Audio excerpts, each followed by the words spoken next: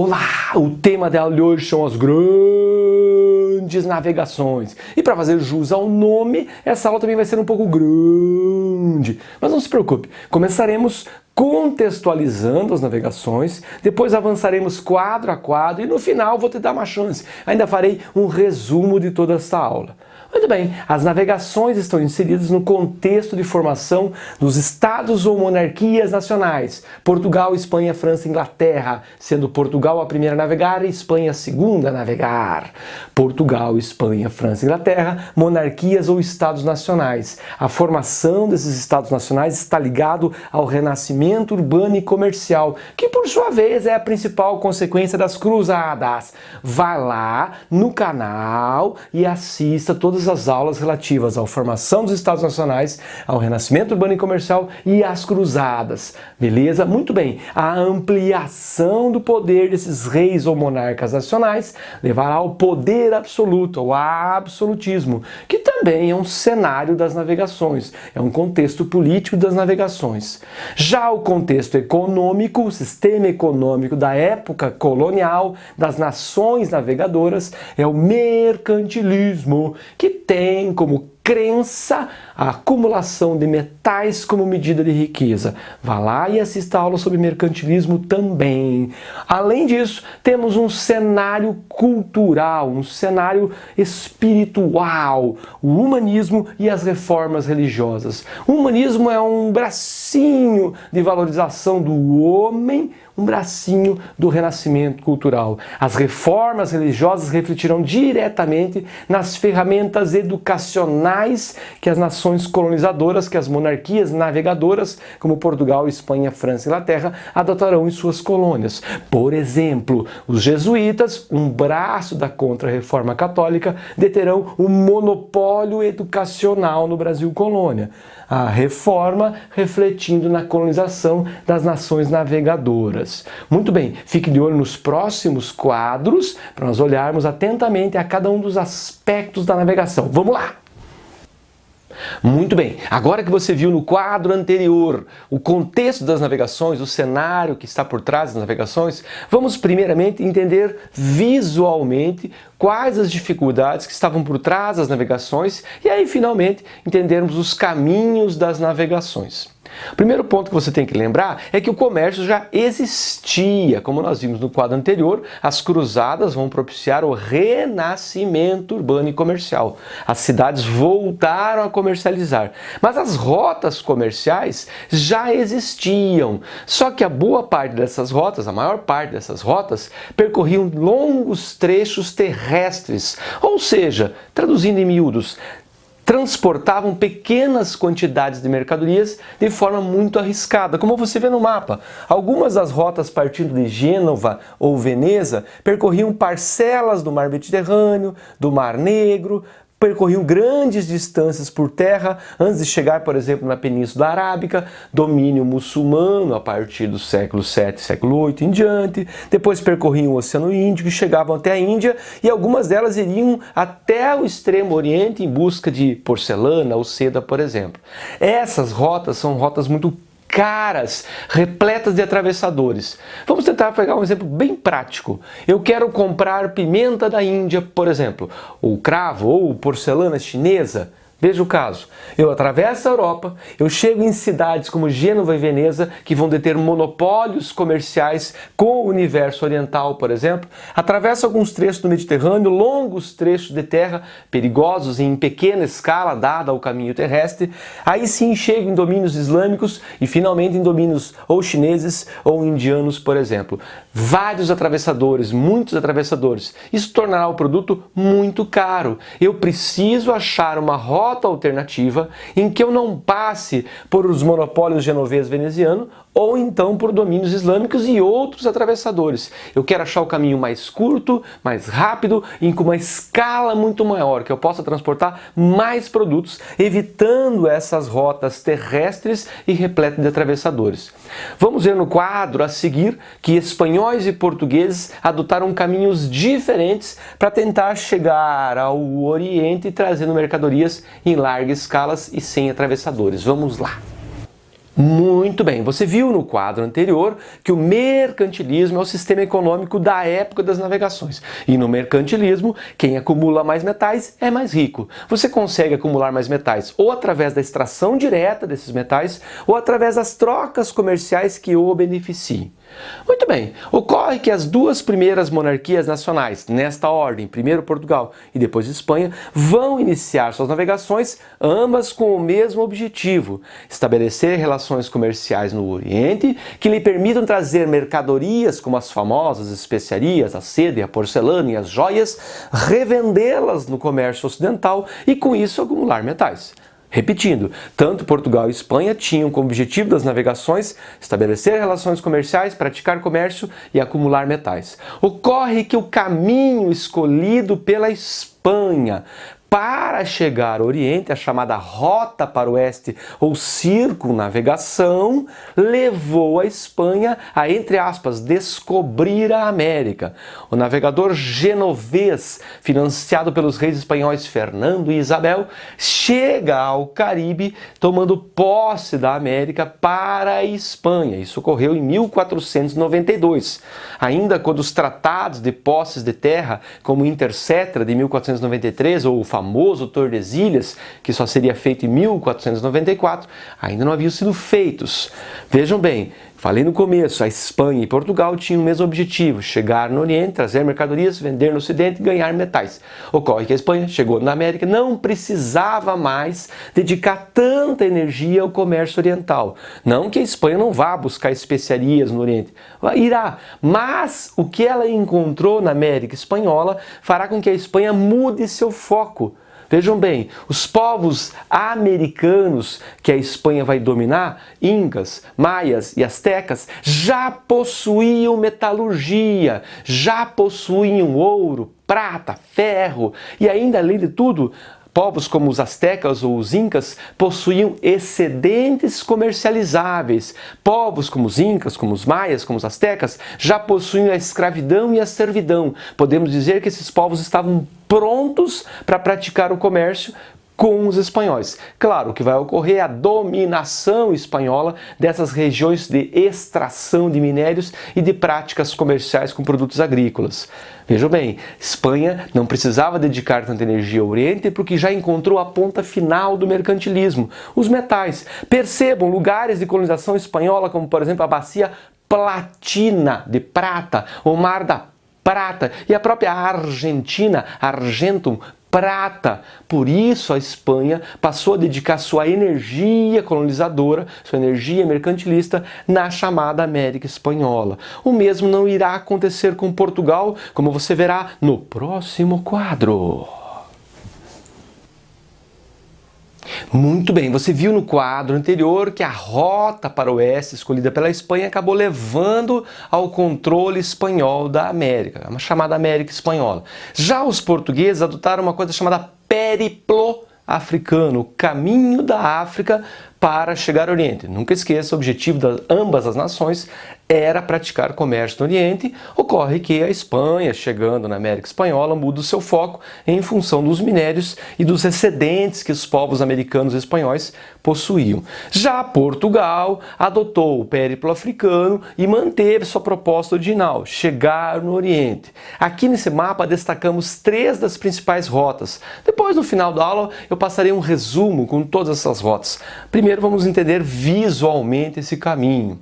O primeiro grande ponto de parada das navegações é Ceuta, no norte da África, o trampolim para o resto da África. Depois virão o Cabo do Bojador, que darão acesso ao comércio abaixo da linha do Saara, chamada região subsaariana, o Golfo de Benin, onde mais tarde os escravos embarcarão para o Brasil colônia.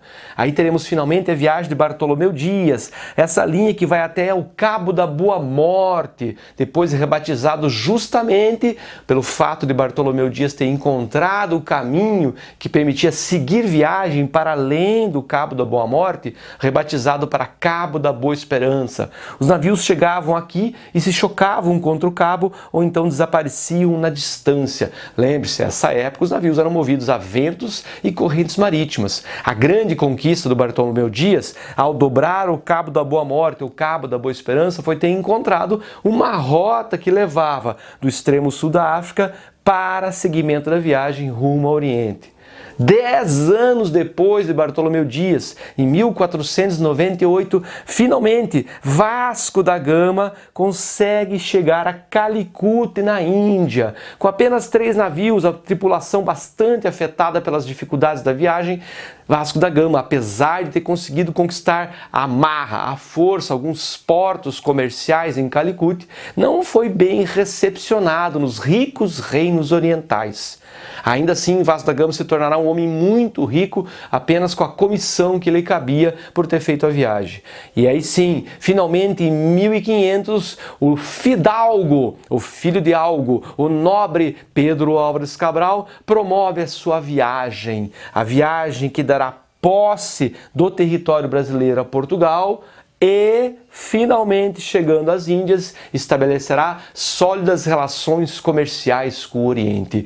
Cuidado! É preciso lembrar que o objetivo da viagem, inclusive do Cabral, era chegar ao Oriente para buscar mercadorias, vender no Ocidente e acumular metais. A posse do Brasil está muito mais ligada à posse das rotas comerciais do chamado Atlântico Sul. Portugal queria garantir essas rotas de comércio rumo ao Oriente. O Brasil não era a prerrogativa da viagem, tanto que Cabral passou 10 dias no Brasil e 1 ano e meio nas Índias. E depois disso, 1500, Cabral deixou o Brasil praticamente abandonado no chamado período pré-colonial por 32 anos. Isso mesmo, por 3 décadas, porque o objetivo da viagem, inclusive do Cabral, estabelecer sólidas relações comerciais com o Oriente. Muito bem, uma vez navegado Portugal e Espanha, novas terras foram encontradas, como a chamada América Espanhola por Colombo, ou a posse feita por Cabral do território brasileiro. Por isso, tratados foram feitos. A curiosidade é que alguns desses tratados foram anteriores à posse brasileira por Cabral. Vamos vê-los no próximo quadro e entendê-los um pouco melhor.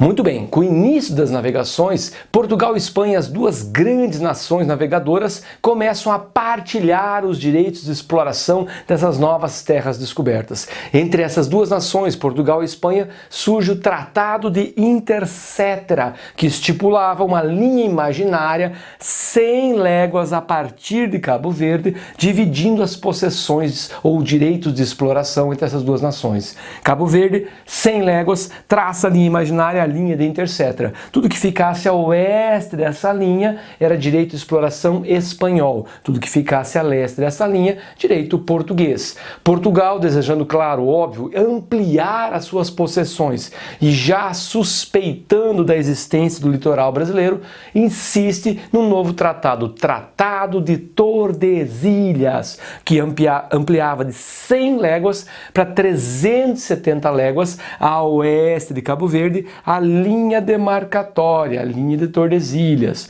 Tudo que ficasse a oeste dessa linha, direito de exploração espanhol. Tudo que ficasse a leste dessa linha, direito de exploração português. Contudo, não se deve esquecer do Tratado de Saragoça, o antimeridiano de Tordesilhas, 297,5 léguas a leste das Ilhas Molucas.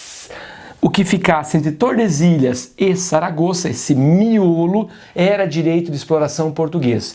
Tordesilhas, Saragoça, o miolo, direito de exploração português. O que ficasse externo, a oeste de Tordesilhas e a leste de Saragoça, a parte de fora do planisfério, direito de exploração espanhol. É óbvio que as nações que não foram incluídas nessa discussão, nessa divisão, como a França, por exemplo, questionaram a posse das novas terras. terras. Aonde está o testamento de Adão que dividiu o mundo ao meio? Disse o rei Francisco I da França. Claro, não se referindo ao verdadeiro testamento de Adão, se o há, mas sim a Tordesilhas, que dividia as possessões apenas entre Portugal e Espanha. Muito bem, o Tratado de Tordesilhas e Saragoça continuarão existindo até a União Ibérica, quando todas as possessões portuguesas ficarão sob controle da coroa espanhola, perdendo assim Tordesilhas qualquer sentido demarcatório. Vamos agora, fique aí no próximo quadro, passar em revista todos os principais tópicos sobre as grandes navegações. Vamos lá! Muito bem, a respeito das grandes navegações, você deve ser capaz de responder algumas perguntas básicas, como por exemplo, por que navegar? O esforço das navegações está ligado a encontrar novas rotas que lhe permitam trazer mercadorias do Oriente em larga escala e sem atravessadores. Novas rotas necessárias diante de uma crise metalista. A essa altura, o fundamento da economia mercantilista era o metal, e os países europeus, Portugal, Espanha, França, Inglaterra, só exploravam originalmente o metal contido no próprio território. Ainda não havia as explorações americanas ou mesmo africanas. Por isso, a crise metalista, a necessidade de comércio, a necessidade de novas rotas que desviem dos atravessadores, que evitem, por exemplo, os monopólios genovês e veneziano, os monopólios do Mediterrâneo com o mundo oriental que Gênova e Veneza detinham. Cuidado agora, é muito comum se dizer que a tomada de Constantinopla em 1453 é uma causa primordial das navegações, mas raciocine comigo. Se as navegações começarem em 1415, a tomada de Constantinopla em 1453 não pode ser uma causa primordial. Ela torna, sim, extremamente necessário um caminho alternativo, já que agora as dificuldades para a passagem no Oriente, através do Mediterrâneo, através do mundo islâmico, se tornaram extremamente difíceis. Aumentaram essas dificuldades, uma vez que os muçulmanos criavam desvantagens para o comércio para aqueles que não eram muçulmanos. Então, em termos simples, se você não fosse muçulmano e atravessasse seus domínios, as tarifas de transporte, as cobranças, os impostos seriam maiores. Então, cuidado, a tomada de Constantinopla não é causa primeira, não é causa primordial. As navegações já haviam começado quando Constantinopla é tomada, mas ela torna extremamente urgente achar um novo caminho, uma nova rota. A segunda pergunta básica que você deve saber responder sobre as navegações é por que Portugal foi o primeiro a navegar? Porque Portugal foi o primeiro Estado nacional. Nesta ordem, Portugal, Espanha, França e Inglaterra, as quatro primeiras monarquias nacionais. E Portugal foi a primeira. Se você não assistiu, lembre-se, vai cá embaixo e procure a aula sobre monarquias nacionais. Portugal, a primeira monarquia nacional. Revolução de Avis. Quando o último rei da dinastia Borgonha morreu, Portugal correu o risco de parar na mão dos espanhóis, aonde nasceu o território português. Então, para evitar isso, uma classe mercantil, uma ordem mercantil, a Ordem de Avis, coroa Dom João, um rei de ordem mercantil, como rei de Portugal. A importância se deve ao fato de agora os mercadores, a classe mercantil, tem alguém no trono. Além disso, claro, a posição geográfica que tem que estar nessa ordem. Primeiro um Estado nacional com uma burguesia mercantil no poder e depois a posição geográfica criará uma tradição náutica. Portugal era originalmente, mesmo antes de ser Portugal, quando ainda era só um condado portucalense ligado à tradição náutica. O quintal de Portugal era o Oceano Atlântico. É normal que houvesse uma tradição náutica. Ô tio, mas a Inglaterra é uma ilha. Sim, a Inglaterra também tem tradição náutica, mas àquela altura a Inglaterra ainda não era uma monarquia nacional. Por isso tem que ser nessa ordem. Portugal, a primeira monarquia nacional, colocar uma burguesia mercantil no poder e ter uma posição geográfica lhe desse o status, a tradição náutica. E por último, é claro, a famosa Escola de Sagres, que vai completar esse ciclo de justificativas portuguesas para as navegações. A Escola de Sagres Não é uma escola de fato, Sagres é uma região que atraía a tecnologia náutica.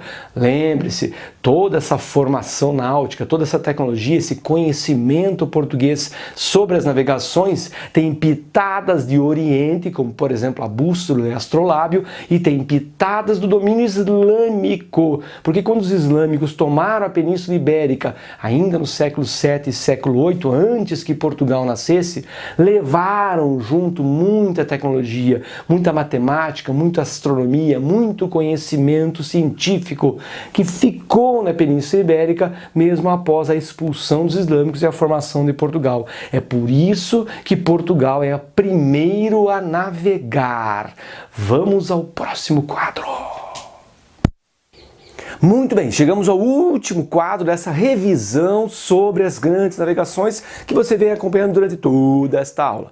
Vamos ver agora os caminhos escolhidos por Portugal e por Espanha para chegar ao Oriente. Lembre-se, tanto Portugal quanto Espanha objetivavam chegar ao Oriente, buscar as especiarias, a seda, as joias, a porcelana e estabelecer esses mercados consumidores posteriormente na Europa. Mas como a Espanha acabou encontrando os povos incas, maias e astecas que possuíam ouro, prata e ainda excedentes comercializáveis, a Espanha acaba alterando um pouco as suas prioridades, dando atenção à América Espanhola, enquanto Portugal continuará navegando por mais 3 décadas com as suas relações comerciais no Oriente. Muito bem, quais são esses caminhos então que Espanha e Portugal escolheram? Espanha partiu do conceito da terra esférica e assim propiciou a circunnavegação como forma de chegar justamente ao Oriente. Navegando sempre em direção ao oeste, chegarei do outro lado, no outro extremo do globo. Só que no meio do caminho tinha uma América no meio do caminho. Mas a rota escolhida por Espanha, a rota para o oeste. Já Portugal escolheu o chamado Périplo africano, isto mesmo, Périplo africano, o caminho da África, fazendo uma espécie de navegação de cabotagem, costeando o litoral africano e estabelecendo feitorias. Feitorias essas que depois servirão como entrepostos comerciais, tanto para o comércio Portugal-África, quanto para trazer os escravos posteriormente para o Brasil colônia. O caminho português foi mais longo, mais extenso, mais demorado, iniciando em 1415, quando Dom Henrique, o infante Dom Henrique, tomou o porto muçulmano no norte da África de Ceuta. A tomada de Ceuta é considerado o início das navegações em 1415. Além das ilhas atlânticas que Portugal toma nesse caminho, chega finalmente Gil Eanes, esto mesmo, Gil Eanes, em 1434 e dobra o Cabo do Bojador. Cabo do Bojador dá acesso português ao Golfo de Benim, hoje cidades, países como Gana, Togo e o próprio Benim. Poder fazer a dobra do Cabo do Bojador, dando acesso à região comercial chamada subsaariana, abaixo do Saara, deu acesso ao português direto ao comércio com essas regiões. Até então, se você quisesse negociar com as nações do Golfo de Benim, você teria que atravessar o deserto do Saara. Agora, você tem um caminho alternativo pelo mar, dobrando o Cabo do Bojador. Outra dobra muito importante, outra curva feita na exploração da África é a dobra do Cabo da Boa Morte, depois justamente rebatizado para Cabo da Boa Esperança, feito em 1488 por Bartolomeu Dias. O Cabo da Boa Morte ou da Boa Esperança fica no extremo sul da África. Feito essa curva no cabo, você tem acesso finalmente ao universo oriental. E aí, finalmente, em 1498, Vasco da Gama chega a Calicut, na Índia, completando o ciclo das navegações, que posteriormente teriam as suas relações comerciais estabelecidas firmemente pela viagem do famoso Cabral, que vai tomar a posse do Brasil, garantir as rotas do Atlântico Sul e aí sim estabelecer sólidas relações comerciais com o Oriente. Muito bem, assim nós terminamos essa longa longa aula sobre as grandes navegações. Lembre-se que para uma compreensão completa das grandes navegações é preciso que você estude, que você assista aqui às demais aulas que formam o contexto, como o mercantilismo, como a formação das monarquias nacionais, como as reformas religiosas ou como o renascimento cultural. Feito isso, você será um expert em navegações. Tchau!